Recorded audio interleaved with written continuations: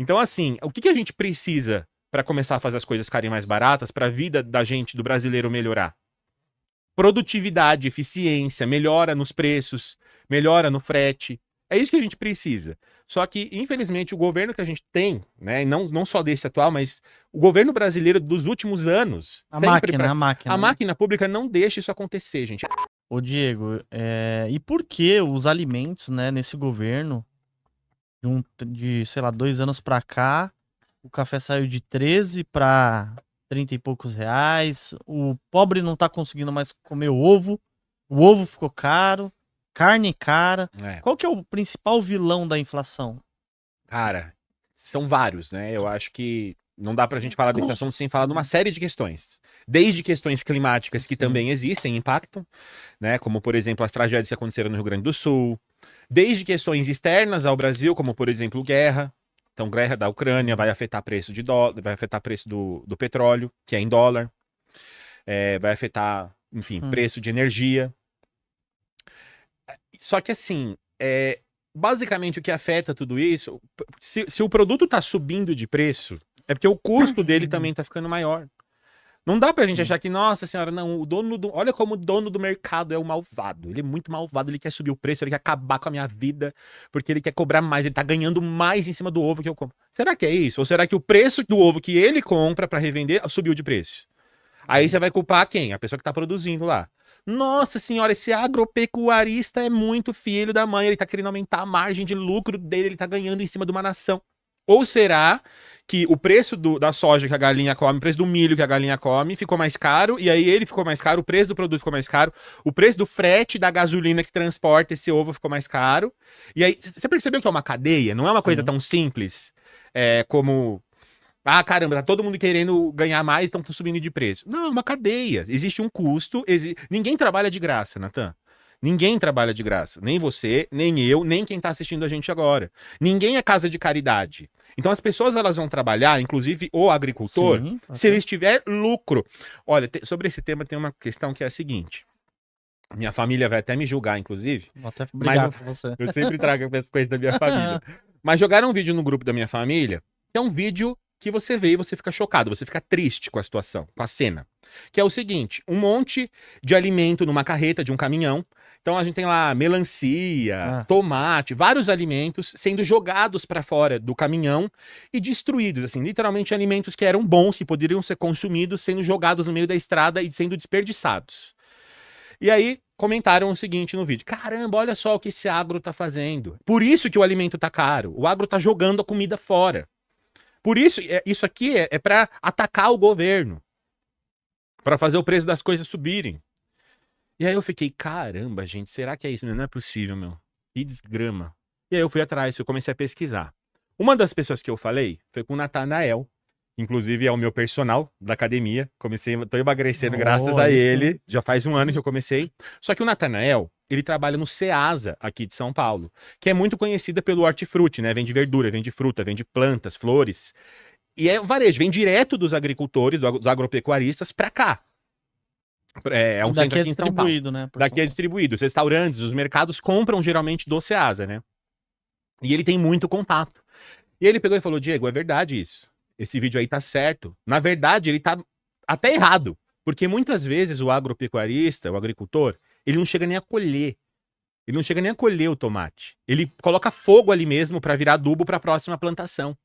Eu falei, caramba, Natan, eles são muito maus então, né? Ele pegou e falou, não, Diego, só que eles não trabalham de graça. Pensa o seguinte, se ele já teve trabalho para preparar todo o terreno, trabalho para plantar tudo que precisa ser plantado, para adubar tudo, esperou lá crescer, né? O tempo é dinheiro também, ele esperou lá crescer. Ele já gastou, por exemplo, para cada tomate que ele vai colher, R$1 por tomate. Ele gastou, esse foi o custo dele pro tomate ali nascer bonitinho, certo? Só que aí quando esse cara ele olha lá na frente do mercado, quando ele vai vender lá pro pessoal do Ceasa, ele vai vender por R$1 o tomate. Ou seja, ele vai vender por R$1 uma coisa que custou para ele até agora R$1 também. Só que detalhe, ainda tem uma falta nessa equação, ainda falta uma coisinha, que é o quê? Frete. Porque para ele colher o tomate, colocar em cima das carretas de caminhão e transportar Brasil inteiro, Gente, o nosso transporte, o nosso frete, ele é todo feito por caminhão. É diesel, é caro. Tem estradas absurdas que ficam com congestionamento de dias de caminhão. É só você pesquisar aí na internet. Então é caro, é demorado. E emite muito poluente, né? Que é o pior. Pra que essa pessoa, ela vai colher uma coisa de R$1 pra ir lá vender por R$1 e ainda ter o custo do frete? Ele vai ficar mais negativa ainda a conta. Então ele não vai colher. Ele vai simplesmente queimar e adubar de novo, que vai ser um prejuízo menor que ele teria. Por quê? De novo, ninguém trabalha de graça. Ninguém trabalha de graça, Luan. Então, assim, o governo vendo isso, ele pode simplesmente atacar os produtores que estão lá queimando a comida e jogando comida fora, ou ele pode tentar fazer um trabalho para diminuir o custo. Como é que a gente diminui o preço da gasolina? Como é que a gente diminui o preço do frete? Como é que a gente diminui os custos que tem? Porque se ele não gastar R$1 para fazer o tomate e gastar 80 centavos, opa, ele já tem 20 centavos de lucro, então vai fechar a conta, não precisa queimar a comida. Essa que é a mentalidade que a gente deveria estar cobrando dos nossos governantes, entendeu? E existe. Quem quiser depois procura aí. Ferrogrão. A Ferrogrão, ela foi embargada. Era uma ferrovia que ia, inclusive, substituir uma das principais rotas do frete de soja, que vai do Mato Grosso até lá, acho que Pará. E hoje é uma rota que é feita que demora pra caramba. Tem um congestionamento de caminhão que fica lá, eles ficam poluindo a atmosfera porque gastam diesel danado. Entendeu? Isso aí já era pra estar pronto em 2021, essa Ferrogrão. E ela sempre foi embargada, porque sempre tem gente no Congresso falando, não vamos fazer, vai desmatar. Ia desmatar 1% da mata protegida, né? Tem uma área de preservação, 1% dessa mata ia ter que ser desmatada. E aí, por conta disso, a gente não tem essa Ferrogrão, que ia diminuir o preço da soja pra caramba. Esse preço que ia ser diminuído da soja não é só soja, gente. A gente não come soja, mas a carne que a gente comeu a soja. O ovo que a galinha comeu a soja, entendeu? Então você ia ter ovo, carne, tudo mais barato porque você ia ter feito uma questão logística. Então, assim, o que a gente precisa para começar a fazer as coisas ficarem mais baratas, para a vida da gente, do brasileiro, melhorar?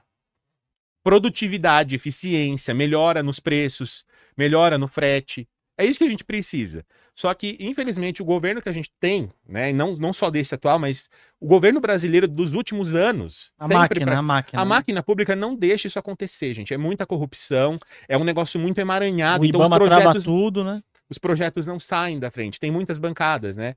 E assim, elas têm que existir também, eu concordo que elas têm que existir. Tem que ter alguém lutando, por exemplo, a proteger a população indígena. Tem que existir mesmo, não é errado.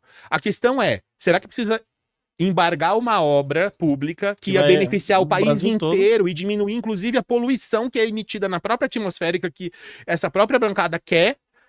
Será que não precisa ser feito um estudo melhor? Ou você entendeu o que eu tô falando? É basicamente isso, assim. Não, e é complicado, né, Diego? A gente fica meio que perdido nesse...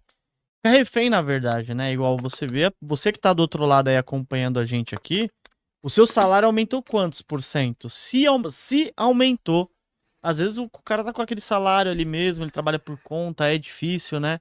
Então uma solução é você investir o seu dinheiro, pensar no futuro, né? E torcer para que também tudo isso daí passe. Para analisar ações, BDRs, fundos imobiliários, acesse a plataforma do Investidor 10. Inclusive, para você gerenciar a sua carteira, saber quanto de dividendos você vai receber. Inclusive, eu deixei a carteira da minha filha, a Laurinha, ela tem 3 anos e já invisto para ela. Todos os ativos tá no link aqui embaixo.